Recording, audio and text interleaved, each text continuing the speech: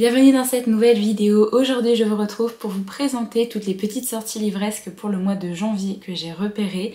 Comme d'habitude je vais découper un petit peu cette vidéo en plusieurs parties. Je vais tout d'abord vous présenter les sorties poches que j'ai pu repérer, ensuite les suites de séries en grand format, les one-shots en grand format et après les premiers tomes de séries en grand format. Alors comme il y a vraiment beaucoup de titres à vous présenter dans cette vidéo et que je commence à tomber malade, que j'ai assez mal à la gorge, je vais pas vous lire les résumés de tous les titres que je vais vous présenter, mais n'hésitez pas à mettre pause sur la vidéo si jamais vous souhaitez lire le résumé qui sera directement sur l'écran. Alors je vais commencer avec la toute première partie de cette vidéo qui va concerner les formats poche. J'ai quand même pu repérer plusieurs titres qui vont sortir en format poche, plusieurs qui m'intéressent et que j'attends avec vraiment beaucoup d'impatience.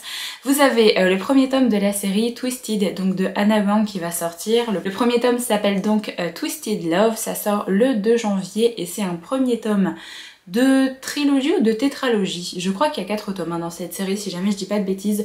C'est ici une petite romance contemporaine. Depuis le temps que je vois passer cette série, je vous avoue que je vais peut-être me faire mon propre avis sur ce premier tome parce que j'ai envie de voir si jamais c'est une autrice de romance qui peut me plaire. Donc celui-là je le garde un petit peu dans mon radar. Ensuite vous avez un colis ouvert qui va sortir en poche qui s'appelle Reminders of Him qui sort le 2 janvier également et c'est un one-shot ici et c'est pareil de la romance contemporaine. Vous avez La malédiction des eaux d'argent de Alexandra Bracken qui va sortir en format poche également le 2 janvier et c'est un premier tome de série. Je vous avoue que je sais pas combien il va y avoir de tomes pour cette série là. On continue un petit peu avec les poches de fantasy. Vous avez le premier tome de la série L'art de la prophétie de Wesley Chu qui va sortir en format poche le 8 janvier, donc c'est un premier tome de série également. Vous avez un petit one-shot de Brandon Sanderson qui va sortir, qui est donc 13 de la mer Emerald. Alors c'est un des titres de ses projets secrets, donc je pense que les autres vont finir par arriver également cette année. Ici un projet secret qui se base dans Cosmere, mais même si vous n'avez pas lu les autres titres de Brandon Sanderson, vous allez quand même tout comprendre l'histoire. C'est juste que vous allez manquer peut-être certains clins d'œil, mais c'est pas très grave, donc si jamais l'histoire vous intéresse pour ce titre-là, n'hésitez pas à y foncer. Ensuite vous avez une petite histoire de romance contemporaine en one-shot qui est Breaking the Ice de Nina Loren qui va sortir ici le 9 janvier. Et ensuite on continue toujours avec les poches. Vous avez un autre one-shot qui va sortir, c'est Du thé pour les fantômes de Chris Vuklisevich qui sort donc le 16 janvier. Vous avez un tome 2 de série qui est Le règne des chimères de Ariel Holz qui va sortir le 16 janvier également. Et un autre tome 2, c'est Le paradoxe d'Atlas de Olivier Gleick qui sort aussi le 16 janvier. Alors après j'ai repéré d'autres sorties poches, il y a notamment la sortie des dieux oubliés, donc de Calypso Caldine qui va sortir le 22 janvier, donc c'est un premier tome de série.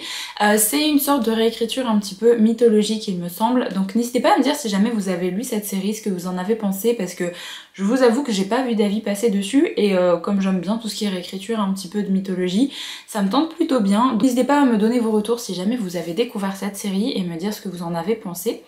Ensuite vous avez le tome 3 de la série de John Gwynne qui va sortir, donc c'est Ruine, ça sort le 23 janvier en format poche.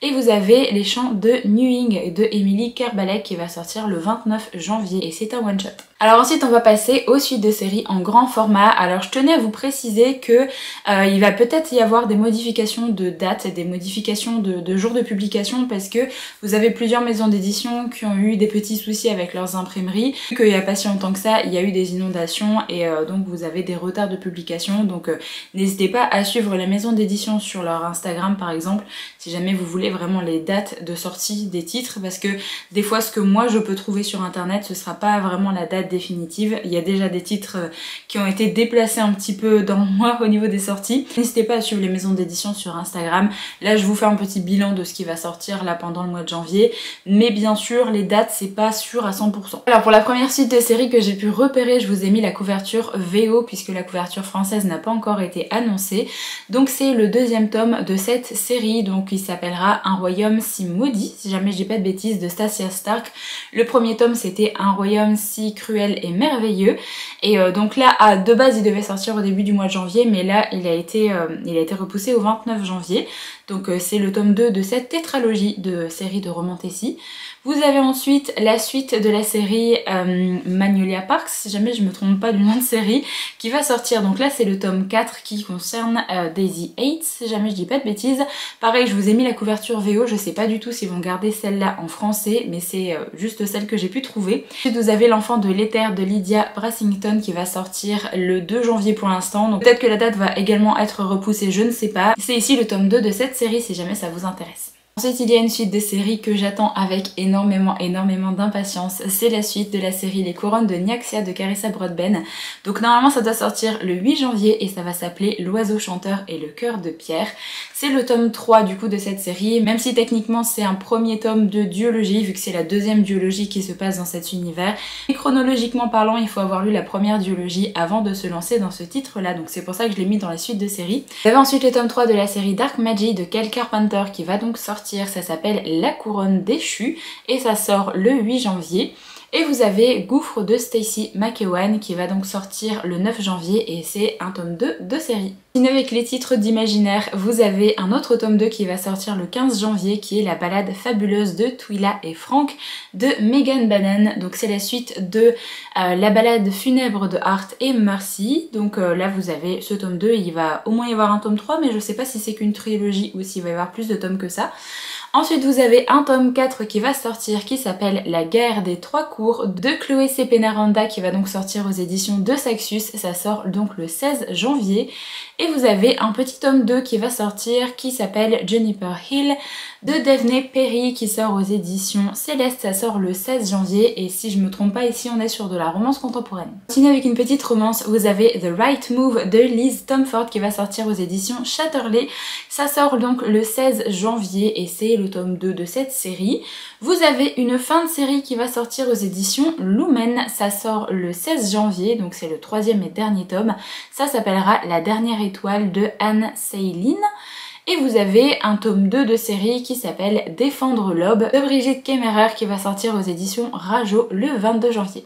On continue toujours avec les suites de séries en grand format parce qu'au mois de janvier il y en a vraiment beaucoup. Vous avez la suite de The Royal Coven qui va sortir aux éditions Calix, si jamais je me trompe pas de maison d'édition, de Juno Dawson. Alors je vous ai mis la couverture VO pour l'instant. J'ai pas encore trouvé le visuel du tome 2 mais il me semble qu'ils vont l'annoncer là sur Instagram dans pas si longtemps que ça.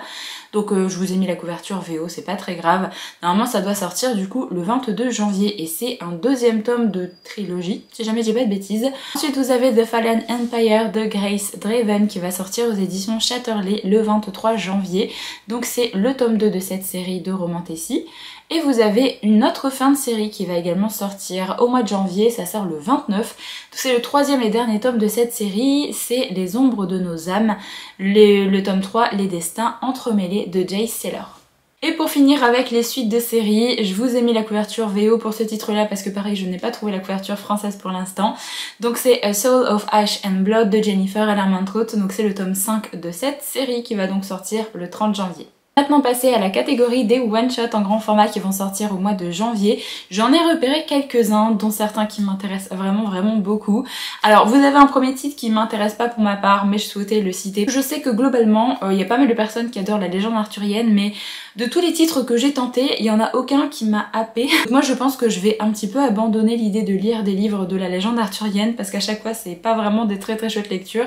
Donc là vous avez un one-shot aux éditions Calix qui va sortir, qui s'appelle Half Sick of Shadows de Laura Sebastian. Ça va donc sortir le 8 janvier. Et alors on nous dit, tout le monde connaît la légende d'Arthur destiné à devenir roi, de la belle Guenièvre qui le trahira avec son plus fidèle chevalier, Lancelot et la sorcière Morgane qui se retournera contre eux. Mais Elaine porte seule le fardeau de savoir ce qui va arriver, car Elaine de Shallout peut voir l'avenir. Sur l'île d'Avalon, les 5 amis sont libres, mais leur destin les appelle. Ainsi, Elaine, Guenièvre, Lancelot et Morgane accompagnent Arthur dans l'étouffante Camelot où la magie est proscrite, les règles de la société strictes et les ennemis omniprésents. Tandis que le danger approche, Elaine doit décider jusqu'où elle ira pour changer le futur et ce qu'elle est prête à sacrifier en chemin. Donc voilà pour le petit résumé de ce titre-là. Vous avez un titre qui m'intéresse vraiment bien, on est sur un titre de thriller, thriller mystère il me semble. Je me suis mis dans ma petite liste des Goodreads Choice Awards à découvrir l'année prochaine. Donc c'est Listen for the Lie de Amy Tintera. Donc je vous ai mis la couverture VO parce que je n'ai pas trouvé la couverture française pour l'instant. La date est à prendre un petit peu avec des pincettes également. Je ne sais pas si ça sortira vraiment le 8 ou un peu plus tard dans le mois. Et il me semble que du coup en français ça va être traduit sous le nom Écoute tes mensonges.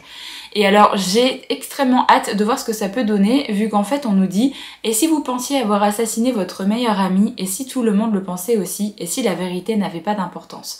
Et ça va être sous forme de podcast un petit peu ce titre-là, donc ça me rappelle un petit peu la série de Holly Jackson que j'avais vraiment adorée. Donc je suis très curieuse de voir ce que ça va donner avec ce roman, parce que Amy Tintera, je l'ai découvert il y a super longtemps avec sa série Reboot qui était sortie aux éditions MSK, et depuis je n'ai rien lu d'elle, donc là il a fait un petit peu le buzz quand il est sorti là cette année, donc je suis très curieuse de le lire. Si vous avez Medici Haste de Kathleen Schneiderhan, donc c'est Braquage à la Florentine aux éditions de Saxus qui va du coup sortir le 9 janvier. On nous dit « Il suffit d'une pierre pour vaincre Goliath, Florence 1517 ». La puissance famille Médicis règne en maître sur la ville et ne cesse d'étendre son influence sur l'Italie. Le jour même où le pape Léon X rentre d'exil, la jeune voleuse Rosa Cellini revient dans sa ville natale. Cela aurait pu n'être qu'une coïncidence, mais rien dans la vie de la jeune femme n'est laissé au hasard. Face aux manigances du pape et des Médicis, qui extorquent une montagne d'argent au peuple florentin, Rosa décide d'agir. Elle constitue une équipe composée des meilleurs brigands de toute l'Italie avec un seul but, réaliser le plus grand braquage de la Renaissance. Mais alors que les autorités sont à leur trousse et que l'étau de la puissante dynastie se resserre sur Florence, d'anciens secrets et de nouvelles tensions fragilisent le groupe. Car dans la cité de la beauté et de la corruption, les Médicis ne sont jamais loin. Je trouve que ça a des vibes un petit peu à la Sex of Crows au niveau braquage d'un groupe comme ça qui va être formé. Et ça peut être très chouette avec cette ambiance-là. Ensuite, vous avez une sortie de romance contemporaine de Rebecca Yarros qui va donc sortir aux éditions J'ai lu le 15 janvier. Ça s'appelle In the Likely Event. Alors je vais pas lire le résumé parce que c'est une petite romance et que moi j'aime bien me lancer dedans sans vraiment savoir de quoi ça parle. Je laisse lire le résumé si jamais ça vous intéresse. Rebecca Yarros est vraiment une autrice que j'ai très envie de découvrir également en romance contemporaine parce que c'est avec ça qu'elle a un peu commencé l'écriture.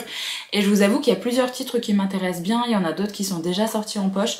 Donc je pense que j'essaierai de zioter un petit peu ça l'année prochaine pour voir si jamais je peux découvrir quelques titres d'elle en romance et non pas en fantasy avec sa série First Wing. Et pour le prochain titre que je vais vous présenter qui est In the Shadows de Elema Decker qui sort donc le 22 janvier aux éditions H. C'est également une romance contemporaine mais il me semble qu'on part un petit peu dans une romance assez sombre au vu de la couverture, mais Elema Decker c'est une autrice que j'ai bien envie de découvrir déjà avec son titre Darkless qui est sorti aux éditions Corrigan, donc si jamais j'aime bien sa plume dans Darkless, peut-être que je me laisserai tenter également vers ces petites romances. Si vous avez une sortie d'un one-shot qui m'intéresse énormément et je vais le recevoir de la part de la maison d'édition, donc je vais pouvoir le découvrir assez vite, comme ça je pourrai vous donner mon avis très rapidement pendant le mois de janvier, c'est La Tour des Immortels de Orlan Grey, donc ça va sortir aux éditions Corrigan le 29 janvier. J'avais vraiment très envie de découvrir ce roman puisqu'on part dans de la romantasy égyptienne et c'est un one shot. Au début je pensais que c'était un premier tome de série mais non c'est un one shot donc c'est plutôt cool également, ça change un petit peu des longues séries.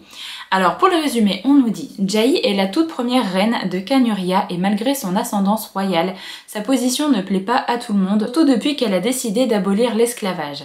Mais si les hommes sont un problème de taille, elle se retrouve aussi confrontée à des monstres inconnus qui menacent son royaume. Malgré ses compétences en magie ainsi que celles de ses conseillers, aucun ne sait d'où ils viennent ni comment s'en débarrasser. Et peu à peu, une rumeur selon laquelle les dieux puniraient Canuria pour avoir mis une femme sur le trône commence à circuler. Pire, elle découvre qu'un trafic d'esclaves a lieu sous son nez à la capitale. Les deux problèmes pourraient-ils être liés? Comment les résoudre? Et surtout, qui se cache derrière ces ennemis de l'ombre? Car pour ses conseillers, un nom ressort, Ramsès, l'ancien amant de Jani, banni pour des raisons mystérieuses, qui a refait son apparition au même moment et qui sème le trouble dans son esprit.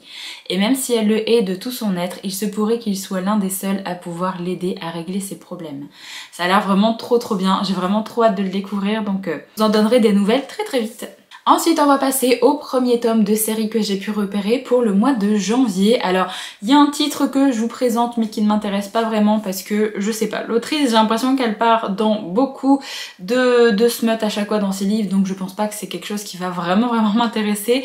N'hésitez pas à me dire si jamais vous avez lu ce titre-là en VO, est-ce que c'est également le cas pour cette série ou alors est-ce que c'est un petit peu mieux que par exemple sa série Hadès et Perséphone, parce que de base sa série Hadès et Perséphone m'intéressait, mais j'ai tellement vu d'avis de personnes dire que c'était que des scènes de smut au final que bah du coup j'ai jamais tenté. Donc là c'est une nouvelle série qui va sortir, ça va s'appeler When Stars Come Out, donc de Scarlett Sinclair, qui va sortir le 2 janvier. On nous dit juste qu'on va suivre le personnage d'Anora qui a le pouvoir de voir les défunts et de transformer les esprits en pièces d'or. Donc elle préférerait garder secret alors qu'elle tente de mener une existence sans histoire dans sa nouvelle école. Après tout, elle n'a pas changé d'identité pour rien.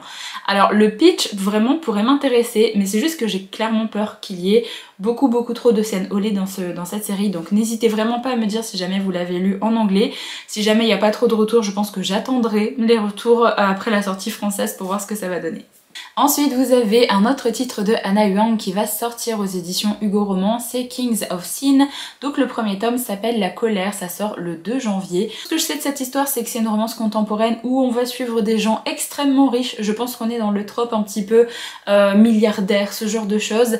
Je sais pas trop si c'est quelque chose qui pourrait m'intéresser, je vous avoue, parce que je me rappelle pas avoir lu ce genre de choses avant. Mon petit problème, c'est que j'ai vu qu'il y avait énormément de tomes en fait dans cette série. Je crois qu'il y a 6 ou 7 tomes pour cette série, sachant que c'est une série de romance, du coup je sais pas trop si j'ai envie de me lancer là-dedans ou pas. Donc je pense que j'attendrai également de voir ce que ça va donner, de voir un petit peu les retours par rapport à ce titre. Moi je pense que je vais d'abord tenter sa série qui va sortir en poche, avant de voir si j'aime bien la plume de l'autrice et de voir si c'est une autrice que j'ai envie de suivre un petit peu avec ses autres séries. Donc je vais passer un petit peu mon tour pour cette sortie grand format, mais si jamais elle a vraiment de très bons retours et que j'adore sa série que je vais découvrir en poche, il y a peut-être moyen que je découvre celle-là à un moment. Ensuite vous avez la sortie de Snow Globe de So Young Park qui va sortir aux éditions Nathan le 2 janvier. On nous dit découvrez le monde glacé du Snow Globe où la télé-réalité cache les pires secrets. Une dystopie captivante qui vous plongera dans un univers entre Snowpiercer, le Truman Show et Hunger Games. On dit que c'est le nouveau roman ado coréen qui vous transporte dans un monde recouvert de glace suite à une crise climatique. Le dôme parfait du Snow Globe, seule distraction de l'humanité, se déroule en continu des programmes de télé-réalité. À 16 ans, Shobham ferait tout pour rejoindre le Snow Globe jusqu'à ce qu'elle soit choisie pour remplacer une actrice star qui vient de se suicider. Voilà, on me dit que c'est un page-turner, donc pourquoi pas. Il me semble que je l'avais vu passer à sa sortie VO, mais je me rappelle plus trop les avis qu'il y avait eu dessus. Pourquoi pas, parce que ça fait super longtemps que j'ai pas lu de dystopie, donc j'aimerais bien essayer de m'en recaser l'année prochaine. Donc pareil, j'attendrai peut-être d'avoir des retours sur ce titre-là, mais le pitch m'intéresse plutôt bien. Ensuite, vous avez un titre aux éditions Grossières qui m'intrigue énormément, c'est Défier les ombres de Catherine Quinn. Ça va sortir le 2 janvier et c'est un premier tome de série de romantécie.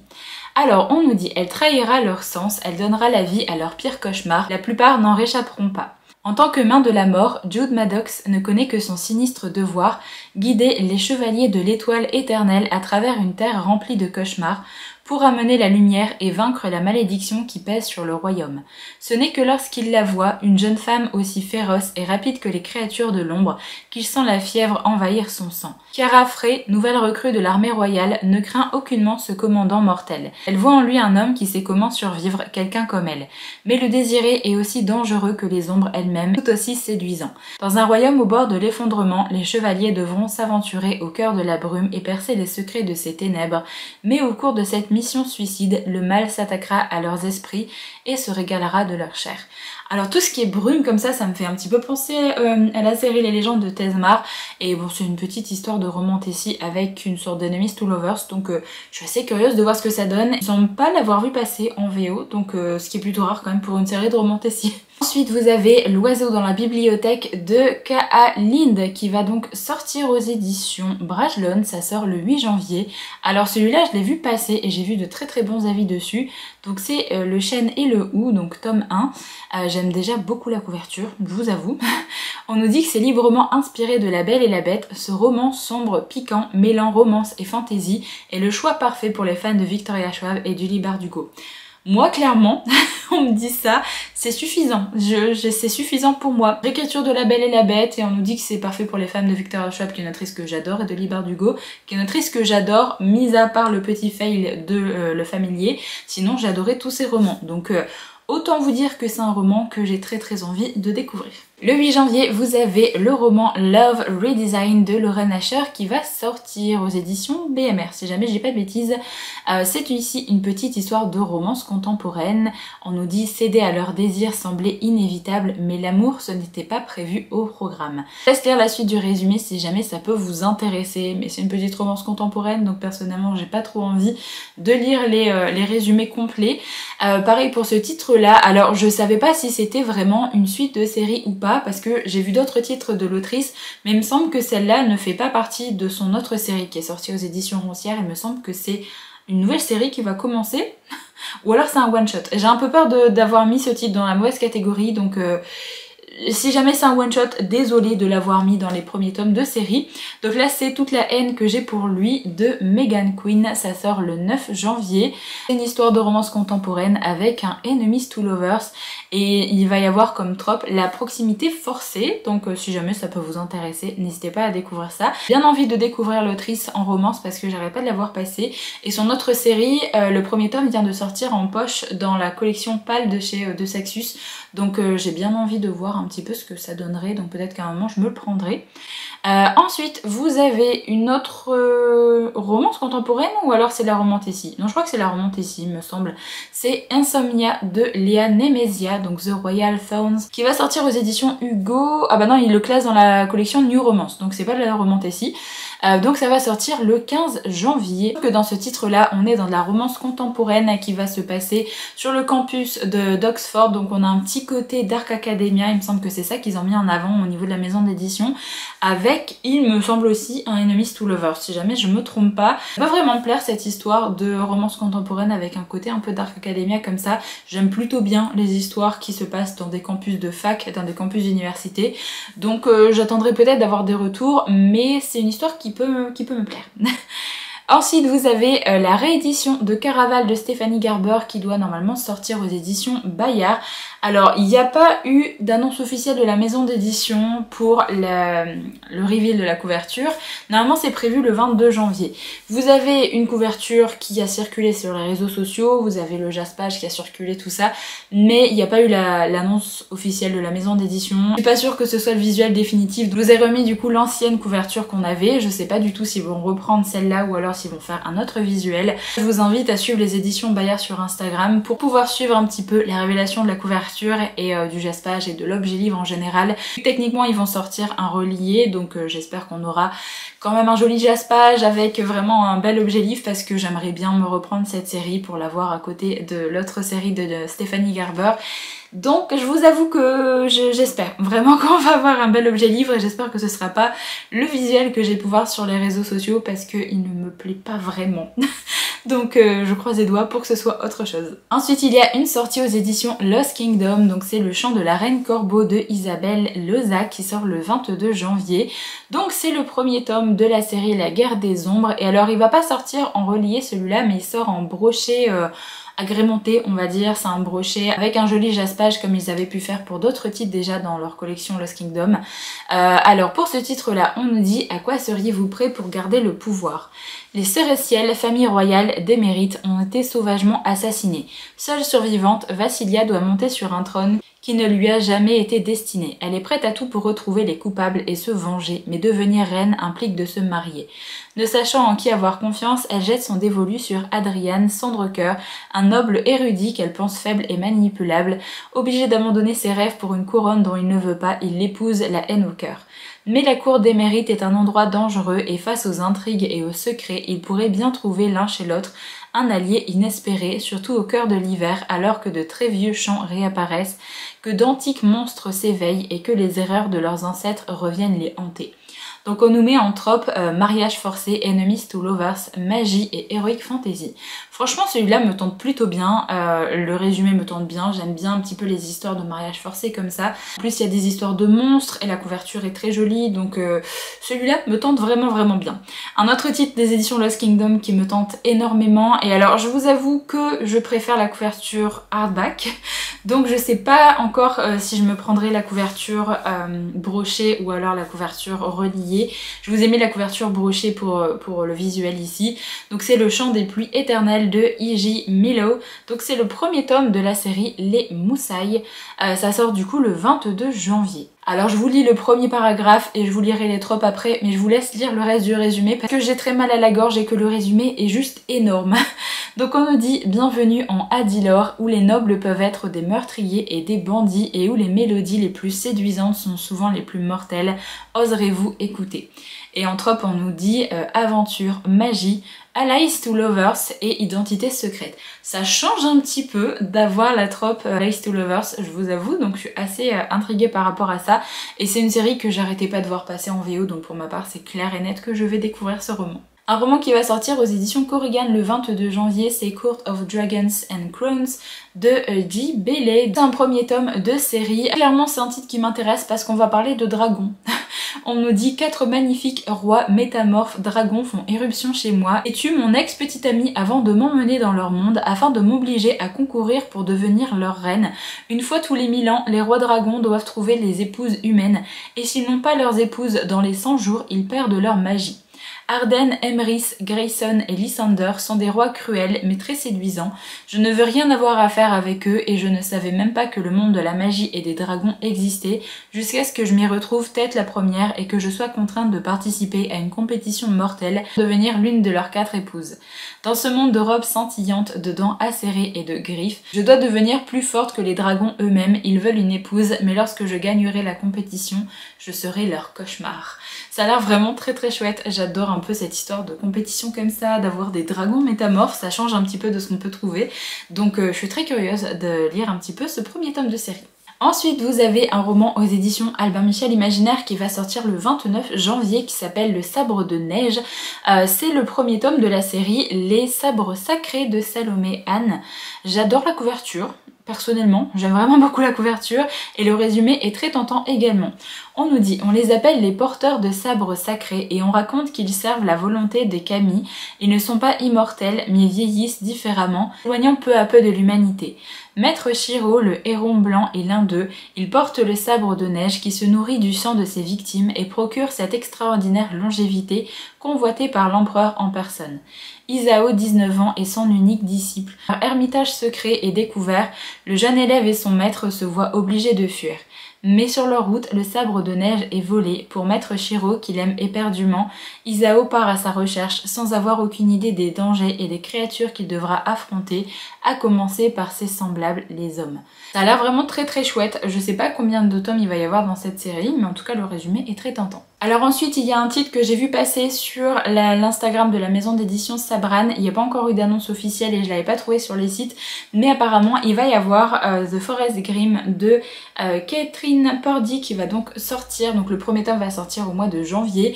Alors c'est un premier tome de duologie apparemment et on est sur une sorte de réécriture du Petit Chaperon Rouge. Voilà, je l'avais vu pas mal passer celui-là et c'est tellement rare de voir une sorte de réécriture de Petit Chaperon Rouge que je suis très curieuse de voir ce que ça va donner. Il n'y a pas encore de résumé français pour l'instant donc je vous mettrai le résumé anglais sur l'écran et il n'y a pas de date de sortie officielle non plus. Donc c'est au mois de janvier mais je ne sais pas encore quand, donc pareil n'hésitez pas à suivre la maison d'édition sur les réseaux. Voilà, je vous ai présenté les titres que j'ai repérés pour le mois de janvier. Comme d'habitude n'hésitez pas à me dire dans les commentaires si jamais vous avez pu repérer d'autres petites choses parmi les sorties de janvier, que ce soit des sorties poche, des sorties grand format, des suites ou des premiers tomes de série, peu importe, n'hésitez pas à nous partager tout ça. Si jamais vous voulez laisser un petit emoji pour marquer votre passage par ici, n'hésitez pas à mettre des emojis en rapport avec justement le conte Le Petit Chaperon Rouge, si jamais ça vous intéresse.